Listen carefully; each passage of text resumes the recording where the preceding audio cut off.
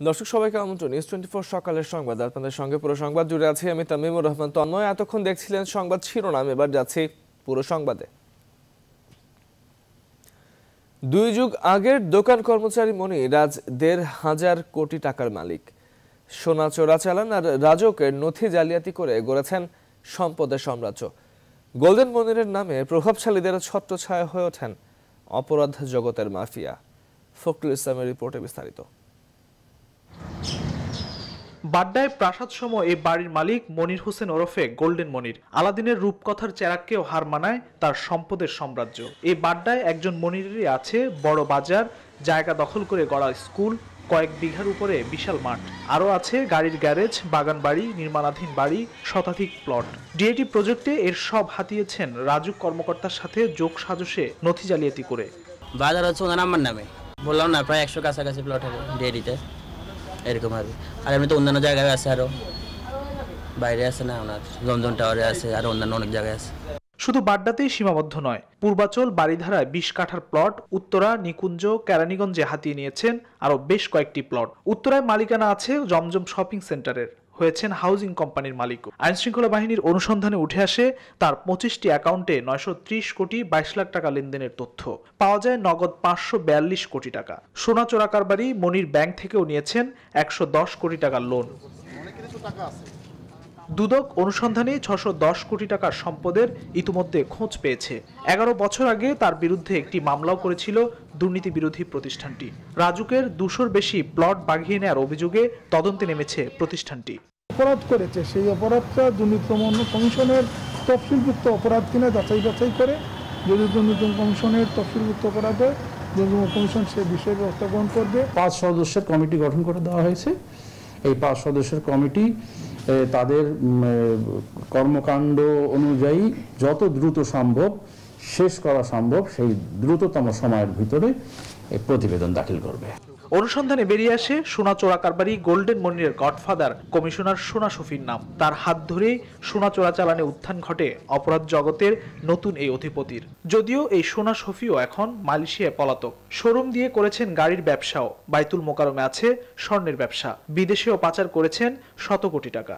তথাকথিত গোল্ডেন মনির কোনো বিচ্ছিন্ন ঘটনা নয়। কাজে একদিক থেকে যেরকম যারা প্রত্যক্ষভাবে জড়িত তাদেরকে বিচার আওতায় আনতে হবে, অন্যদিক থেকে বাংলাদেশে আইনের প্রয়োগ, আইনের শাসন সুশাসন নিশ্চিত করতে না পারলে এই ধরনের অনিয়ম দুর্নীতি অব্যাহত থাকবে। অভিযোগ আছে মালয়েশিয়ায় পলাতক বাড্ডার সাবেক কমিশনার কায়ুমের অর্থের যোগানদাতা এই গোল্ডেন মনির। তার বাড়িতে অভিযানে 8 কেজি স্বর্ণ, নগদ 1 কোটি 9 লাখ টাকা ও বিপুল পরিমাণ বৈদেশিক মুদ্রা উদ্ধার করে র্যাব। ফখরুল ইসলাম, নিউজ 24, ঢাকা। নিয়মিত দেখভালের অভাবে সারা দেশে ব্যাঙের ছাতার মতো অনুমোদনহীন মাদকাসক্তি নিরাময় কেন্দ্র গড়ে উঠছে বলে মনে করছেন বিশ্লেষকরা। তাদের অভিযোগ, কোনো অনাকাঙ্ক্ষিত ঘটনা ঘটলেই শুরু হয় তোড়জোড়, কিন্তু কিছুদিন পরে আবারও সব হয়ে যায় ঠিক আগের মতো। এই বাস্তবতায় মাদকদ্রব্য নিয়ন্ত্রণ অধিদপ্তরের মহাপরিচালক আহসানুল জব্বার বলেছেন, অভিযান চলছে, এই অভিযান চলবে। এরই মধ্যে 33টি নিরাময় কেন্দ্র বন্ধ করা হয়েছে। অনিয়ম পেলেই কঠোর পদক্ষেপ নেওয়া হবে। আশিকুর রহমান শ্রাবণের প্রতিবেদনে বিস্তারিত। পুলিশ কর্মকর্তা আনিসুল করিমের মৃত্যুতে নতুন করে আলোচনায় আসে মাদকাসক্তি নিরাময় কেন্দ্র ও মানসিক হাসপাতাল প্রসঙ্গ। গণমাধ্যম ও গণমানুষের সমালোচনা আর কর্তৃপক্ষের চাপে নিরাময় কেন্দ্রগুলোতে অভিযান শুরু করে মাদকদ্রব্য নিয়ন্ত্রণ অধিদপ্তর। বেশ কিছু নিরাময় কেন্দ্রের অব্যবস্থাপনা এবং অনুমোদনহীন বাস্তবতার প্রমাণ পায় তারা। সবশেষ তথ্য বলছে, নানা অভিযোগে বন্ধ করা হয়েছে 33টি প্রতিষ্ঠান। কিন্তু বিশ্লেষকরা বলছেন, নিয়মিত তদারকির অভাবেই ব্যাঙের ছাতার মতো গজিয়েছে তারা। ব্যাংকের ছাতার মতো যে আমাদের বেসরকারি পর্যায়ে যে আমাদের নিরাময় কেন্দ্রগুলো গড়ে উঠেছে, সেটা ক্লোজ মনিটরিং না, তারা মনিটরিং করার জন্য যে প্রসিজিওর গুলোর কথা বিধিমালায় বলা হয়েছে সেটা অ্যাবসলিউটলি মিসিং। নিয়ন্ত্রণটা এবং এই সুপারভিশনটা কন্টিনিউ যাতে করা হয়, ঠিক মতো করা না হয়, আলটিমেটলি কিন্তু এই সকল ধরনের আমি বলবো যে আয়োজন সেগুলো আসলে ব্যর্থ হয়েছে। অনুসন্ধানে এমন অনেক প্রতিষ্ঠান পাওয়া গেছে যারা রোগীদের মারধর করে। তালিকায় থাকলেও বাস্তবে নেই ডাক্তার। আমার সাথে খুব বাজে করা হইতো, তারপর আমাকে লাত্তি উঠছে, কালকে রাত্রে আমাকে মারা হয়েছিল। ফ্যামিলি আইলে উল্টাপাল্টা বোঝায় যে আপনার বাড়ি তো ভালো হয় নাই, ঠিক আছে, ওনাদের গেটের থেকে বিদায় করে দিত, দেখাও করতে দিত না আমাদের। আমরা এখানে ভালো হওয়ার জন্য আসছিলাম, মূলত এখানে মেডিকেল ট্রিটমেন্টটা নাই। এই বাস্তবতায় মাদকদ্রব্য নিয়ন্ত্রণ অধিদপ্তরের মহাপরিচালক বলছেন, অভিযান চলমান থাকবে, নেওয়া হবে প্রয়োজনীয় কঠোর পদক্ষেপ। ইতিমধ্যে আমাদের প্রায় সবগুলো তদন্ত করা হয়ে গিয়েছে। এই তদন্ত আগে কিন্তু আমরা 22টা নিরাময় কেন্দ্র বন্ধ করে দিয়েছি, আর তার মধ্যে এই ঘটনার জন্য একটা আমরা বন্ধ করলাম।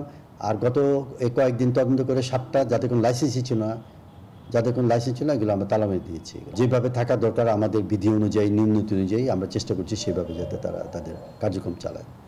রাজধানী ঢাকায় 105টি সহ সারা দেশে অনুমোদিত 324টি মাদক নিরাময় কেন্দ্র আছে। আর পরিসংখ্যান বলছে সারা দেশে অনুমোদনহীন প্রতিষ্ঠান আছে প্রায় 1200। আশিকুর রহমান শ্রাবণ, নিউজ 24, ঢাকা। করোনা মহামারীর মধ্যে যখন টিকে থাকার লড়াইয়ে দেশি বিদেশি অনেক এয়ারলাইন্স কোম্পানি, ঠিক তখন নতুন আকাশে ডানা মেলার ঘোষণা দিল ইউএস বাংলা। আসছে বছরের শুরু থেকে দেশীয় এই এয়ারলাইন্স কোম্পানিটি মধ্যপ্রাচ্যের দুবাই ও আবুধাবিতে এবং শ্রীলঙ্কার কলম্বো ও মালদ্বীপের মালেতে ফ্লাইট চালানোর সিদ্ধান্ত নিয়েছে। তবে করোনাকালে স্বাস্থ্যবিধি মানতে কতটা তৎপর এই এয়ারলাইন্স কোম্পানি, যাত্রীদের সাথে কথা বলে বিস্তারিত জানাচ্ছেন লাকমিনা জেসমিন সোমা। হযরত শাহজালাল আন্তর্জাতিক বিমানবন্দরের অভ্যন্তরীণ টার্মিনাল থেকে যাত্রা শুরু, গন্তব্য কক্সবাজার। পর্যটন মৌসুম ঘিরে যেখানে পর্যটকদের ভিড়ে মুখরিত সমুদ্র সৈকত, উড়োজাহাজগুলোতেও তার ছাপ, যাত্রীদের বাড়তি চাপ। ইউএস বাংলার এই ফ্লাইটের যাত্রীদের কাছে জানতে চাওয়া স্বাস্থ্যবিধি মানা নিয়ে কতটুকু সন্তুষ্ট তারা, নিজেদের সুরক্ষায় কি করছেন কেবিন ক্রুরা। প্রত্যেকটা সেক্টরে আমরা আমাদের গ্লাভস মাস্ক চেঞ্জ করে ফেলছি আমাদের নিজেদের সুরক্ষার জন্য। একটা আতঙ্ক ছিল যে এই করোনায় কতটুকু হাইজিন মেনটেন করা হবে, কিন্তু ইউএস বাংলার যে পরিবেশটা দেখলাম খুব চমৎকার। গেটের টেম্পারেচার মাপছে, হাতে গ্লাভস দিচ্ছে, ফেস শিল্ড দিচ্ছে, মাস্ক দিচ্ছে। করোনাকালে আটকে পড়া বাংলাদেশিদের ফিরিয়ে আনতে দুবাই, আবুধাবি, দিল্লি, চেন্নাই, মালে, Kuala Lumpur, Bangkok, Singapore, Hanoi, Paris সহ বিশ্বের বিভিন্ন দেশে 100টিরও বেশি ফ্লাইট পরিচালনা করেছে দেশীয় এয়ারলাইন্স কোম্পানিটি। বর্তমানে অভ্যন্তরীণ সবগুলো রুট ছাড়াও ঢাকা থেকে কলকাতা, চেন্নাই, মাস্কাট, দোহা, সিঙ্গাপুর, কুয়ালালামপুর ও গুয়াংজু রুটে নিয়মিত বাণিজ্যিক ফ্লাইট পরিচালনা করছে ইউএস বাংলা। কক্সবাজারে আয়োজিত এক ব্রিফিংয়ে ইউএস বাংলা কর্তৃপক্ষ জানায়, নতুন বছরের শুরু থেকে প্রথমবারের মতো নতুন 4টি আন্তর্জাতিক গন্তব্যে ডানা মেলবে তাদের উড়োজাহাজ। নতুন বছরের শুরুতে মধ্যপ্রাচ্যের অন্যতম গন্তব্য দুবাই এবং আবুধাবিতে ফ্লাইট পরিচালনার পরিকল্পনা নিয়েছে ইউএস বাংলা এয়ারলাইন্স। সেই সঙ্গে সার্কভুক্ত বন্ধুপ্রতিম রাষ্ট্র শ্রীলঙ্কার রাজধানী কলম্বো এবং মালদ্বীপের রাজধানী মালেতে ফ্লাইট পরিচালনার সিদ্ধান্ত নিয়েছে। দুর্যোগকালে এভিয়েশন খাতে টিকে থাকার লড়াইয়ে যাত্রীদের আস্থা অর্জনের উপরই বেশি গুরুত্ব দিচ্ছে দেশীয় এই এয়ারলাইন্স কোম্পানিটি। করোনা মহামারীর মধ্যে ব্যবসায়িক স্বার্থের পাশাপাশি যাত্রীদের আস্থা অর্জনের জন্য চেষ্টা করছে বেসরকারি এয়ারলাইন্স সংস্থা ইউএস বাংলা। তারা বলছে, যাত্রীদের কাছ থেকে পর্যাপ্ত সাড়া পেলে অভ্যন্তরীণ রুটে ফ্রিকোয়েন্সি বাড়ানোর পাশাপাশি আন্তর্জাতিক রুটেও ফ্লাইট চালুর পরিকল্পনা করছে তারা। Lakmina Jesmin Soma, news 24, Shahjalal international airport, Dhaka. পরীক্ষা ছাড়াই পরের সেমিস্টারে বিশ্ববিদ্যালয় শিক্ষার্থীরা। কোভিড-19 প্রেক্ষাপটে টানা 8 মাস বন্ধ থাকায় অনলাইনেই পাঠ্যক্রম চালানোর চেষ্টা করছে বিশ্ববিদ্যালয়গুলো। অনেক শিক্ষার্থী এরই মধ্যে এক সেমিস্টার পার করে শুরু করেছে পরবর্তী সেমিস্টার, কিন্তু হয়নি কোনো পরীক্ষা।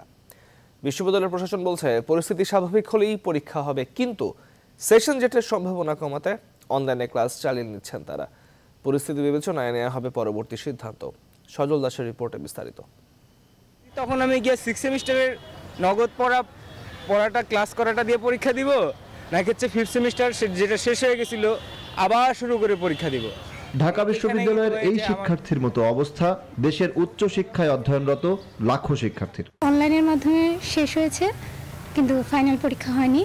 এখন হচ্ছে আমাদের 2nd সেমিস্টারের যে অনলাইন ক্লাস সেগুলো শুরু হয়েছে।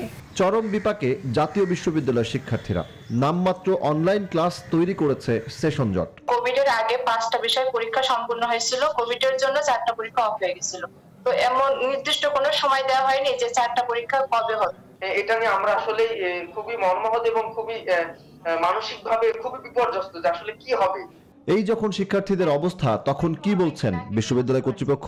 চতুর্থ বর্ষ সম্মানের যে 2,25,000 শিক্ষার্থীর মাঝপথে এসে শিক্ষা কার্যক্রম স্থগিত হয়েছে, এখন তারা এই অর্ধেক পরীক্ষার উপরে তো আমরা তাদের কোনো সার্টিফিকেট দিতে পারি না, কারণ ওই সার্টিফিকেট তো চাকরির ক্ষেত্রে, বিদেশে যাওয়ার ক্ষেত্রে কোথাও কোনো কাজে আসবে না। অটো প্রমোশনে তো কোনো সুযোগ নাই। আমরা একটা বিকল্প পন্থা অবলম্বন করতে পারি। লেখাপড়া চালিয়ে নিতে পরীক্ষা ছাড়াই পরবর্তী সেমিস্টার বা বছরের ক্লাস শুরু করা হয়েছে। পরিস্থিতি স্বাভাবিক হলেই নেওয়া হবে পরীক্ষা। যেহেতু সরকারের নির্দেশনা অনুযায়ী ইউনিভার্সিটিগুলি বন্ধ আছে, সেশন জট নাও হতে পারে, কারণ আমাদের ক্লাস তো চলমান।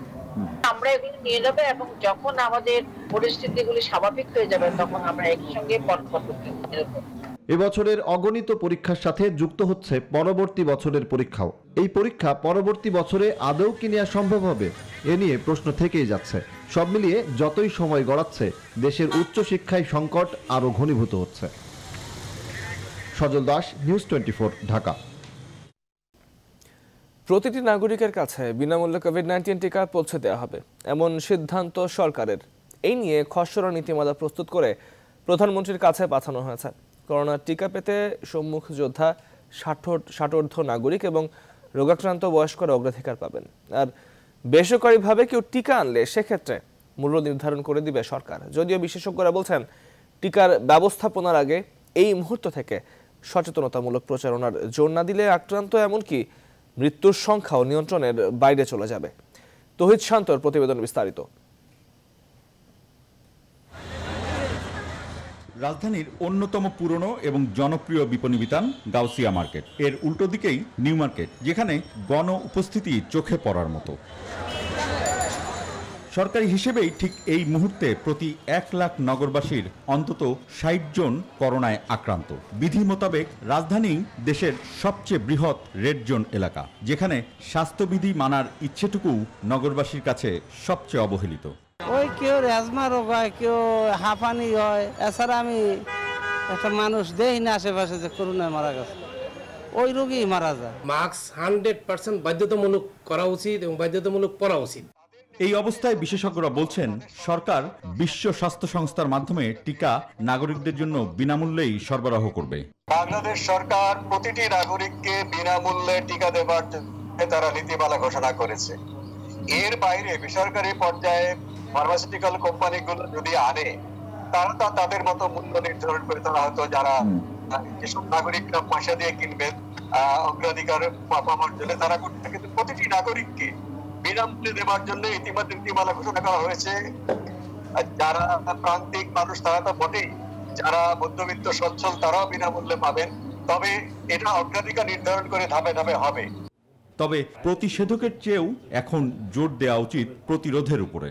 এই ক্যাম্পেইনটাই হবে যে এটা তোমার নিজেকে বাঁচানো, তুমি অন্যকে বাঁচানো, নিজেকে বাঁচান, অন্যকে বাঁচান। আমি যেটা মনে করি, এটাকে লোককে কেবল শাস্তি দিয়ে বা এই দিয়ে লাভ নাই। কেউ যদি মাস্ক ছাড়া দেখেন, তাকে মাস্ক পরতে অনুরোধ করেন। বিশেষজ্ঞরা বলছেন, সবার কাছে টিকা সমবন্টন করতে হলে ব্যবস্থাপনার উপর জোর নজরদারি থাকতে হবে সরকারের। তৌহিদ শান্ত, নিউজ 24, ঢাকা। আন্তর্জাতিক বাজারে ভ্যাকসিন আসা মাত্রই বাংলাদেশের জনগণ যেন সহজে পায়, সে বিষয়ে সরকার সব প্রস্তুতি গ্রহণ করেছে বলে জানিয়েছেন আওয়ামী লীগের সাধারণ সম্পাদক এবং সড়ক পরিবহন ও সেতুমন্ত্রী ওবায়দুল কাদের। শুক্রবার সকালে নিজ বাসভবনে অনলাইন ব্রিফিংয়ে তিনি এই কথা জানান। সংকটে সারা পৃথিবী ভ্যাকসিন প্রাপ্তির সম্ভাবনায় আজকে অপেক্ষমান। আমাদের দেশেও সেই প্রস্তুতি চলছে। বাংলাদেশের জনগণ যাতে এই ভ্যাকসিনের সুবিধা পায়, সে ব্যাপারে শেখ হাসিনা সরকার অত্যন্ত আস্থা নিয়ে এবং খুবই আত্মবিশ্বাসের সঙ্গে এগিয়ে যাচ্ছে। করোনা ভাইরাস মোকাবেলায় দ্রুত ভ্যাকসিন আনতে চলছে বিভিন্ন দেশের জোর প্রতিযোগিতা। 2 সপ্তাহের মধ্যে ফাইজারের ভ্যাকসিন আসছে এমন ঘোষণা যুক্তরাষ্ট্রের। ডিসেম্বরে বায়োএনটেকের টিকার অনুমোদন দিয়ে দিতে পারে যুক্তরাজ্য। ব্রিটেন ও যুক্তরাষ্ট্র ছাড়াও রাশিয়া তৈরির ভ্যাকসিনের দাম নির্ধারণ করে ফেলেছে উদ্ভাবক কোম্পানিগুলো। নাইজিয়ানা ডেস্ক রিপোর্টে বিস্তারিত। ডিসেম্বরেই মার্কিন কোম্পানি ফাইজার ফার্মাসিউটিক্যালস ও জার্মানির গবেষণা সংস্থা বায়োএনটেকের ভ্যাকসিনের অনুমোদন যুক্তরাজ্য দিতে যাচ্ছে এমন খবর এসেছে গণমাধ্যমে। এ কারণে আগামী 1 ডিসেম্বরের মধ্যেই ন্যাশনাল হেলথ সার্ভিসেস বা NHS-কে প্রস্তুত থাকতে বলা হয়েছে। যুক্তরাজ্যের নিয়ন্ত্রকরা এরই মধ্যে টিকার আনুষ্ঠানিক মূল্যায়নও শুরু করেছেন। 95.5% সফল দাবি করা ফাইজারের ভ্যাকসিন ক্রিসমাসের আগেই 10 ডিসেম্বরের মধ্যে বিতরণ শুরু হচ্ছে বলে জানিয়েছে যুক্তরাষ্ট্র। একই সঙ্গে জার্মানিও তাদের উদ্ভাবিত টিকা বছরের সবচেয়ে বড় ধর্মীয় অনুষ্ঠানের আগেই জনসাধারণের কাছে পৌঁছতে আগাম 30 কোটি ডোজের অর্ডার দিয়ে রেখেছে। এছাড়া আগামী বছরের জানুয়ারি মাসে টিকা দেওয়ার জন্য 13,000 টিকাদান কেন্দ্র প্রস্তুত করা হয়েছে বলে জানিয়েছে স্পেন সরকার। ভ্যাকসিন তৈরির দৌড়ে থাকা প্রথম সারির উদ্ভাবক কোম্পানিগুলো এরই মধ্যে তাদের তৈরি ভ্যাকসিনগুলোর দাম নির্ধারণ করে ফেলেছে। একই সঙ্গে তাদের টিকাগুলো ভাইরাস প্রতিরোধে কি পরিমাণ ডোজ প্রয়োজন সে বিষয়ে নিশ্চিত করেছে। তবে এদের মধ্যে সবচেয়ে উচ্চ মূল্য নির্ধারণ করেছে মার্কিন কোম্পানি মডার্না। তাদের প্রতি ডোজ ভ্যাকসিনের মূল্য ধরা হয়েছে $25 থেকে $37। প্রয়োজন পড়বে 2 ডোজের। ফাইজারের ডোজ লাগবে 2টি এবং তাদের প্রতি ডোজের দাম পড়বে $20। এরপর রাশিয়ার তৈরি স্পুটনিক 5 এর মূল্য ধরা হয়েছে $10, দেয়া হবে 2 ডোজ। বহুজাতিক কোম্পানি জনসন অ্যান্ড জনসনের ভ্যাকসিন আসছে $10 এবং তারা দেবে মাত্র 1 ডোজ। আর সবচেয়ে কম মূল্য নির্ধারণকারী হলো অক্সফোর্ড বিশ্ববিদ্যালয় ও অ্যাস্ট্রাজেনেকা। তাদের প্রতি ডোজ টিকার মূল্য মাত্র $3 থেকে $4 এবং লাগবে 2 ডোজ। এছাড়াও আরও বেশ কটি দেশে ভ্যাকসিন তৈরির কাজ এগিয়ে চলেছে। এর মধ্যে চীনের সিনোভ্যাক ও ভারতের সিরাম ইনস্টিটিউটও বেশ দ্রুততার সঙ্গে ভ্যাকসিন সরবরাহের চেষ্টা চালিয়ে যাচ্ছে। নাহিদ সিহান, নিউজ 24। করোনা ভাইরাস সংক্রমণ প্রতিরোধে সরকার নো মাস্ক নো সার্ভিস নির্দেশনা জারি করলেও তা মানছেন না অনেকেই। বিশেষ করে রাজধানীর বেশিরভাগ কাঁচা বাজার ও নামি দামি রেস্তোরাঁগুলোয় স্বাস্থ্যবিধি উপেক্ষিত। এই অবস্থা মহামারীর দ্বিতীয় ঢেউয়ের প্রবেশের পথকে প্রশস্ত করবে বলে মনে করছে স্বাস্থ্য অধিদপ্তর। বিস্তারিত তালুকদার বিপ্লবের প্রতিবেদনে। করোনা ভাইরাস সংক্রমণ রোধে মানুষের মধ্যে মাস্ক পরার অভ্যাস গড়ে তুলতে ভ্রাম্যমাণ আদালত পরিচালনা করছে সরকার। একই সাথে মাস্ক না পরার কারণে জরিমানাও করা হচ্ছে। মানুষের মধ্যে সচেতনতা তৈরি করতে নো মাস্ক নো সার্ভিস কর্মসূচিও নেওয়া হয়েছে। শুক্রবার রাজধানীর বেশিরভাগ খোলা বাজার ঘুরে দেখা যায় মাস্ক পরার প্রবণতা নেই দোকানীদের মধ্যে। মাস্ক ছাড়াই কেনাবেচা করছেন আর এভাবেই কথা বলছেন ক্রেতাদের সাথে। পানের অভ্যাস আছে, খাই এই জন্য একটু রাখি, খুলে নিচে রাখি, আছে মাস্ক আছে। মাস্কটা যেমন বইলা গেলে দুই সাইডে রাখি, যেমন এটা মাস্ক উঠে বইলা ফেলাইলে এটা ব্যবহার করা যায়। বলে কয়ে বা সরকারের পক্ষে জরিমানা করে আসলে মাস্ক পরানো পসিবল না। স্বাস্থ্যবিধি মানা হচ্ছে না রাজধানীর জনসমাগম স্থলের বিভিন্ন ফাস্টফুড দোকান এবং নামি দামি হোটেল রেস্তোরাঁগুলোতে। অবশ্য সিটি কর্পোরেশন বলছে অভিযান পরিচালনার কথা। আমি তো কাজ করেছি, তার মাস্কটা পকেটে আছে এখন। যেহেতু মাস্ক ছাড়া পড়তেছে না, তো সেক্ষেত্রে আমাদের কাস্টমার হিসাবে উচিত যে তাদের কাছে সার্ভিসটা না নেওয়া। প্রয়োজনে বিভিন্ন মার্কেটের অভ্যন্তরে এবং রেস্তোরাঁর অভ্যন্তরে মাস্ক পরিধান নিশ্চিতকল্পে মোবাইল কোড পরিচালনা করা হবে।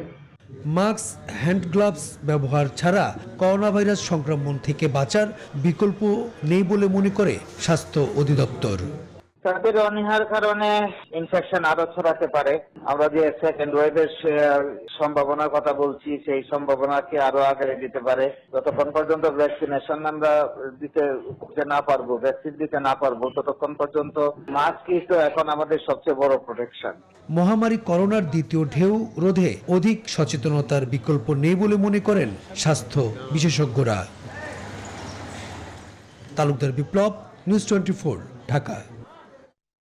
এবার দেশের করোনা পরিস্থিতির খবর। গেল 24 ঘন্টায় করোনায় আরো 20 জনের মৃত্যু হয়েছে। এ নিয়ে মৃতের সংখ্যা বেড়ে দাঁড়িয়েছে মোট 6,544 জনে। নতুন শনাক্ত হয়েছেন 2,273 জন। এ পর্যন্ত 4,58,771 জন শনাক্ত হয়েছেন। 24 ঘন্টায় সুস্থ হয়েছেন 2,223 জন। এখনো পর্যন্ত সুস্থ হয়েছেন 3,73,676 জন। শুক্রবার স্বাস্থ্য অধিদপ্তরের থেকে প্রকাশিত নিয়মিত বিজ্ঞপ্তিতে এসব তথ্য জানানো হয়।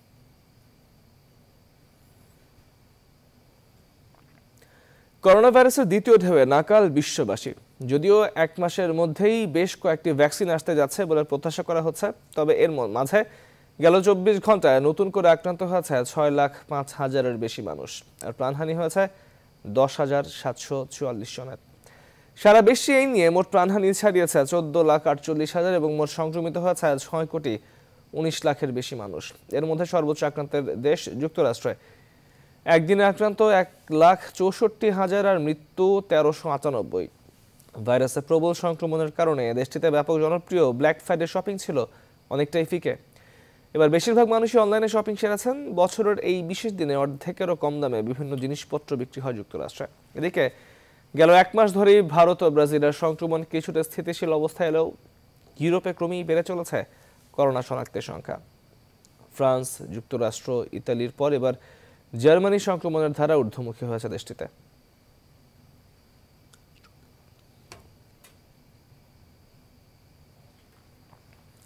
দেশে থেকে অর্থ পাচার বাড়ছেই। গ্লোবাল ফিনান্সিয়াল ইন্টিগ্রেটের হিসেব বলছে অন্য অনেক দেশে এই প্রবণতা কমলেও ঊর্ধ্বমুখী প্রবণতা বাংলাদেশে। সবশেষ ২৩৬ কোটি টাকা পাচারের অভিযোগে এবি ব্যাংকের সাবেক চেয়ারম্যান সহ ২৩ জনের বিরুদ্ধে মামলা করেছে দুর্নীতি দমন কমিশন দুদক। দুবাই ও সিঙ্গাপুরে পাচার এবং আত্মসাতের অভিযোগে দুদক ৩টি মামলা করেছে। দুর্নীতি বিরোধী সংস্থা টিআইবির নির্বাহী পরিচালক ডক্টর ইফতেখারুজ্জামান বলছেন, রাজনৈতিক সদিচ্ছা এবং সংশ্লিষ্ট সংস্থাগুলোর সম্মিলিত চেষ্টা না থাকলে পাচার রোধ এবং পাচার করা অর্থ ফিরিয়ে আনা অসম্ভব। আলী তালুকদারের প্রতিবেদনে বিস্তারিত। এবি ব্যাংকের অফশোর ব্যাংকিং ইউনিটের গ্রাহক Smart City General Trading LLC, ATZ Communication Limited ও ইউরো কার্স হোল্ডিং প্রাইভেট লিমিটেডকে ব্যবহার করে দুবাই ও সিঙ্গাপুরে ঋণের নামে ২৩৬ কোটি টাকা পাচারের অভিযোগ পাওয়া গেছে এবি ব্যাংকের সাবেক চেয়ারম্যান এম ওয়াহিদুল হক ও ব্যাংকের ৯ পরিচালক সহ ২৩ জনের বিরুদ্ধে। দুদকের উপপরিচালক জাহাঙ্গীর আলম, সহকারী পরিচালক নার্গিস সুলতানা ও জেসমিন আক্তার বাদী হয়ে কমিশনের ঢাকা ১ কার্যালয়ে তাদের বিরুদ্ধে ৩টি পৃথক মামলা করেন।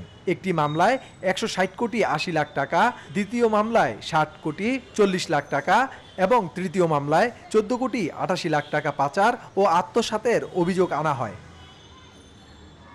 এ বিষয়ে দুদকের সিনিয়র সচিব বলেন, তারা টাকা পাচারের জন্য ভুয়া কোম্পানি খুলেছিল। সেই টাকা বিভিন্নভাবে বিভিন্ন উপায়ে হস্তান্তর করে বিদেশে পাচার করেছেন। টিআইবির নির্বাহী পরিচালক বলছেন, পাচার করা অর্থ ফিরিয়ে আনতে সংস্থাগুলোর সম্মিলিত প্রচেষ্টার বিকল্প নেই।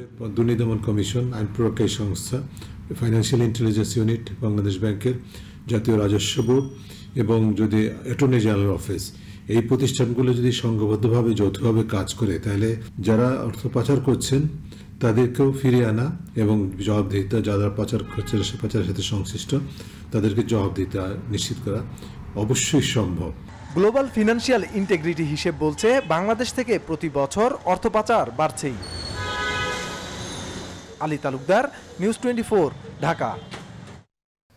দেশের শীর্ষ শিল্প গ্রুপ বসুন্ধরা গ্রুপের কারিগরি উপদেষ্টা মোহাম্মদ মোজাম্মেল হোসেন আর নেই। ইন্না লিল্লাহি ওয়া ইন্না ইলাইহি রাজিউন।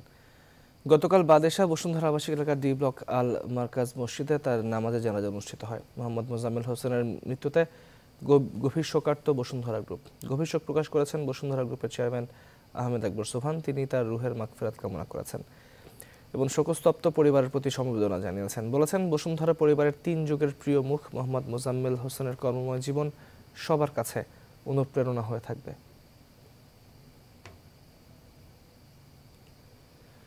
সকালের সংবাদের রিপোর্ট জানিয়েছি বিরতি। সঙ্গে থাকুন। বিরতির পর স্বাগত আর একবার আপনারা দেখছেন নিউজ 24 সকালের সংবাদ। নরসিংদীর রায়পুরে আলোচিত স্কুল ছাত্রী ধর্ষণ মামলার প্রধান আসামি উপজেলা ছাত্রলীগের বহিষ্কৃত সভাপতি আসাদুল হক চৌধুরী শাকিলকে গ্রেপ্তার করেছে পুলিশ। শুক্রবার দুপুরে ব্রাহ্মণবাড়িয়ার আশুগঞ্জ এলাকায় অভিযান চালিয়ে তাকে গ্রেপ্তার করা হয়। পুলিশ জানায়, 22 অক্টোবর 10ম শ্রেণীর এক স্কুল ছাত্রীকে বিয়ের প্রলোভন দেখিয়ে বাড়ি থেকে ডেকে নেয়। এরপর ধর্ষণের অভিযোগ করা হয় ছাত্রলীগ নেতা শাকিলের বিরুদ্ধে। 23 অক্টোবর স্কুল ছাত্রী বাদী হয়ে শাকিলকে প্রধান আসামি করে রায়পুরা থানায় একটি মামলা দায়ের করেন। ঘটনার পর থেকেই পলাতক ছিল অভিযুক্ত এই ছাত্রলীগ নেতা। মাঝ নদীতে বসল পদ্মা সেতুর 39তম স্প্যান, আর এর মধ্যে দিয়ে দৃশ্যমান হলো সেতুর প্রায় 6 কিলোমিটার। মাত্র 2টি স্প্যান বসানো হলেই শেষ হবে পদ্মা সেতুর মূল অবকাঠামো নির্মাণ কাজ। করোনা ও বন্যায় নির্মাণ কাজ ব্যাহত হলেও সার্বিক অগ্রগতিতে খুশি কর্তৃপক্ষ। ঘুরে এসে বিস্তারিত জানাচ্ছেন প্লাবন রহমান। আগেই নির্ধারিত ছিল শুক্রবার বসানো হবে পদ্মা সেতুর ৩৯তম স্প্যান। সে লক্ষ্যেই সকাল ৯টা থেকে শুরু হয় কর্মযজ্ঞ। আগের বসানো ৩৮টি স্প্যানের মধ্যে জাজিরা প্রান্ত থেকে একটানা ২৯টি এবং মাওয়া প্রান্ত থেকে একটানা বসানো আছে ৯টি স্প্যান। ফলে বাকি ৩টি স্প্যানের সবগুলোই বসবে পদ্মা নদীর মাঝ বরাবর। মাওয়ার কুমারভোগ কনস্ট্রাকশন ইয়ার্ড থেকে ৩৯তম স্প্যানটিকে মাঝ নদীতে নিয়ে আসা হয় ক্রেনের মাধ্যমে। সব প্রস্তুতি প্রক্রিয়া শেষে দুপুর 12:30টা নাগাদ ১০ ও ১১ নম্বর পিলারের উপর বসানো হয় সেতুর ৩৯তম স্প্যান। পদ্মা সেতু খুব ভালো লাগে, আঙুল লাগে খুব ভালো। এটা আঙুল দেশে গর্ব না, বাংলাদেশ এটা পদ্মা সেতু আছে, এটা আঙুল দেশে একটা গর্ব। যতই দেখতেছি ততই অপরূপ মানে একটা তৃপ্তি পাচ্ছি, যাতে আমাদের মনে হয় যেন পথটা ছোট হয়ে যেতেছে, এরকম একটা তৃপ্তি পাইতেছি। এর মধ্য দিয়ে নভেম্বর মাসে বসানো গেল 4টি স্প্যান। কর্তৃপক্ষ আশা করছেন ডিসেম্বরের মধ্যে বসে যাবে বাকি 2টি স্প্যানও। স্প্যানের কাজও আমাদের গত জুন মাসের মধ্যে শেষ করার কথা ছিল, করোনার জন্য আমরা শেষ করতে পারি নাই। এখন আমাদের পুনর্নির্ধারিত টার্গেট হচ্ছে ডিসেম্বর 2020-এর মধ্যে সবগুলো স্প্যান বসানো। করোনা এবং বন্যার কারণে পদ্মা সেতু প্রকল্পের কাজে একটা লম্বা সময় গতি না থাকলেও এখনকার অগ্রগতিতে সন্তুষ্ট পদ্মা সেতু কর্তৃপক্ষ। স্বপ্নের পদ্মা সেতু এখন অনেকটা দৃশ্যমান, মাঝের 2টি স্প্যান বসানো কেবল বাকি। প্রকল্প সংশ্লিষ্টরা আশা করছেন ডিসেম্বরের প্রথম এবং দ্বিতীয় সপ্তাহ নাগাদ এই 2টি স্প্যান বসানো শেষ হলেই মূল অবকাঠামো নির্মাণের কাজ শেষ হবে। সেক্ষেত্রে ডিসেম্বরের মাঝামাঝি সময়ের মধ্যেই পদ্মা সেতুর মূল অবকাঠামো 6.15 কিলোমিটার দৈর্ঘ্যের পদ্মা সেতু দৃশ্যমান হবে। প্লাবন রহমান, নিউজ 24, মাওয়া, মুন্সিগঞ্জ। সংবাদের রিপোর্টে নিচ্ছে আরো একটি বিরতি, সঙ্গেই থাকুন। বিরতি পর স্বাগত আর একবার। আপনারা দেখছেন নিউজ 24 সংবাদ। এবারে ফার্স্ট সিকিউরিটি ইসলামী ব্যাংক অর্থ বাণিজ্যের সংবাদ। আগামী 12 ডিসেম্বর দেশব্যাপী ডিজিটাল বাংলাদেশ দিবস পালন করার ঘোষণা দিয়েছেন তথ্য যোগাযোগ প্রযুক্তি প্রতিমন্ত্রী জুনায়েদ আহমেদ পলক। শুক্রবার সংবাদ সম্মেলনে পলক জানান, এবারে ডিজিটাল বাংলাদেশ দিবস দেশ ছাড়াও বিদেশে বাংলাদেশের দূতাবাসগুলো একযোগে পালন করা হবে। 12 ডিসেম্বর সকালে জাতির জনকের প্রতিকৃতিতে পুষ্পস্তবক অর্পণ ও রাতে এক আন্তর্জাতিক সেমিনার হবে। সেমিনারের প্রধান অতিথি হিসেবে ডিজিটাল প্ল্যাটফর্মে যুক্ত হবেন প্রধানমন্ত্রীর তথ্য প্রযুক্তি বিষয়ক উপদেষ্টা সজীব ওয়াজেদ জয়। এবার আন্তর্জাতিক প্রসঙ্গ। ইরানের শীর্ষ পরমাণু বিজ্ঞানী, পদার্থবিদ এবং প্রতিরক্ষা মন্ত্রণালয়ের গবেষণা উদ্ভাবক বিষয়ক সংস্থার চেয়ারম্যান হোসেন ফখরিজাদে এক সন্ত্রাসী হামলায় নিহত হয়েছেন। ইরানের প্রতিরক্ষা মন্ত্রণালয় জানিয়েছে, শুক্রবার সন্ধ্যায় তেহরানের অদূরে দামাভান্দ কাউন্টির অবসার্দ শহরের একটি সড়কে সশস্ত্র সন্ত্রাসীরা ফখরিজাদেকে বহনকারী গাড়িতে গুপ্ত হামলা চালায়। এই সময় ইরানের এই পদার্থবিজ্ঞানীর দেহরক্ষীর সঙ্গে সন্ত্রাসীদের সংঘর্ষ হয় এবং মোহসেন ফখরিজাদে গুরুতর আহত হন। তাকে হাসপাতালে নেওয়ার পর কর্তব্যরত চিকিৎসকরা তাকে মৃত ঘোষণা করেন। এই হত্যাকাণ্ডের পেছনে ইসরায়েলের হাত রয়েছে বলে জানিয়েছে বেশ কয়েকটি ইরানি গণমাধ্যম। ইরানের পররাষ্ট্রমন্ত্রী জাভেদ জারিফ এই বর্বরচিত হত্যাকাণ্ডের তীব্র নিন্দা জানিয়ে বলেছেন, এটি রাষ্ট্রীয় পর্যায়ের সন্ত্রাস। দেশটির IRGC প্রধান কমান্ডার মেজর জেনারেল হুসেইন সালামি এবং ওই বিশিষ্ট বিজ্ঞানীর হত্যাকাণ্ডের খবর নিশ্চিত করে প্রতিশোধ গ্রহণের হুমকি দিয়েছেন। ফখরিজাদের মৃত্যুতে শোক জানিয়েছেন প্রেসিডেন্ট হাসান রুহানি ও সর্বোচ্চ নেতা আয়াতুল্লাহিল খামেনি। সংবাদের রিপোর্ট জানিয়েছে আরো একটি বিরতি, সঙ্গেই থাকুন। বিরতির পর স্বাগত আর একবার। আপনারা দেখছেন নিউজ 24 সংবাদ। এবারে নিউজ 24 স্পোর্টস। নারী ফুটবল লিগের খবর। পেশাদার নারী ফুটবল লিগের জয়ের ধারা অব্যাহত রেখেছে বসুন্ধরা কিংস। আসলে নিজেদের অষ্টম ম্যাচে নাসরিন স্পোর্টিং ক্লাবকে 2-0 গোলে হারিয়েছে টেবিল টপাররা। গোল দুটি এসেছে শিলি ও তহুরার পা থেকে। এই জয়ে 8 ম্যাচে 24 পয়েন্ট ঘরে তুলে টেবিলের শীর্ষস্থানটা আরও মজবুত করল বসুন্ধরা কিংস। বিস্তারিত রিপোর্টে। পেশাদার নারী ফুটবল লিগের ম্যাচে কমলাপুর বীরশ্রেষ্ঠ শহীদ সিপাহী মোস্তফা কামাল স্টেডিয়ামে ম্যাচের শুরু থেকে নাসরিন স্পোর্টিং ক্লাবের ওপর চাপ প্রয়োগ করে খেলতে থাকে বসুন্ধরা কিংস। তাদের আক্রমণ সামাল দিতে গিয়ে নিজেদের ডিবক্সে ফাউল করে বসেন নাসরিন স্পোর্টিং ক্লাবের ডিফেন্ডার। ফলে 16 মিনিটে স্পট কিক থেকে গোল করে কিংসকে এগিয়ে নেন শিউলি। আর বিরতিতে যাবার 5 মিনিট আগে ব্যবধান দ্বিগুণ করেন তহুরা। দ্বিতীয়ার্ধে বল দখলে রেখে খেলা গোছানোর চেষ্টা করে নাসরিন স্পোর্টিং ক্লাব। তাদের সঙ্গে তাল মিলিয়ে সমানে সমান লড়াই চালিয়ে যায় কিংসও। আক্রমণ আর পাল্টা আক্রমণে খেলা চললেও দ্বিতীয়ার্ধে আর গোলের দেখা পায়নি কোনো দল। ফলে 2-0 গোলের জয় নিয়ে মাঠ ছাড়ে বসুন্ধরা কিংস। লম্বা বিরতির পর মাঠে ফেরায় ফিটনেসের কিছুটা ঘাটতি রয়েছে জানিয়ে কিংস অধিনায়ক সাবিনা জানালেন, নিজেদের সেরাটা দেয়াতেই মিলেছে কাঙ্ক্ষিত জয়। আর নাসরিনের খেলার প্রশংসার পাশাপাশি দলের জয়ে খুশি বলে জানালেন কোচ আবু ফয়সাল। আমরা দীর্ঘদিন 8 মাস 9 মাস বাসায় ছিলাম, আর আমরা তো প্র্যাকটিসের এরকম সুযোগ পাই নাই। সো আমাদের ফিটনেসে একটু ঘাটতি ছিল এবং নাসরিন কিন্তু আমাদের সাথে ফাইট করে খেলছে, তারাও চেষ্টা করছে জেতার জন্য, বাট আমরা আমাদের সেরাটা দিয়েই আসলে উইন করছি। ওরা খুব ভালো খেলছে, খুব চেজিং প্রেসিং করাতে আমাদের প্লেয়াররা যে অরিজিনাল যে খেলাটা ছিল ওই খেলাটা খেলতে পারে না। তারপর ওরা চেষ্টা করছে যে প্রেসিংয়ের মাধ্যমে খেলার জন্য, কিন্তু বাট আমরা ওই প্রেসিংকে ওভারকাম করে আমরা আমাদের খেলাটা খেলে জাস্ট আমাদের জয়টা তুলে নিলাম আর কি। তৌহিদুল ইসলাম, নিউজ 24। বঙ্গবন্ধু টি-20 কাপে আজ মুখোমুখি হচ্ছে গাজী গ্রুপ চট্টগ্রাম ও জ্যামকন খুলনা। দুপুর 2টায় মিরপুরের শেরে বাংলা স্টেডিয়ামে ম্যাচটি শুরু হবে। দিনের দ্বিতীয় খেলায় সন্ধ্যা 6:30টায় মিনিস্টার গ্রুপ রাজশাহীর প্রতিপক্ষ ফরচুন বরিশাল। দর্শক, শেষ করছে এখনকার সংবাদ। সঙ্গে থাকবার জন্য ধন্যবাদ সবাইকে।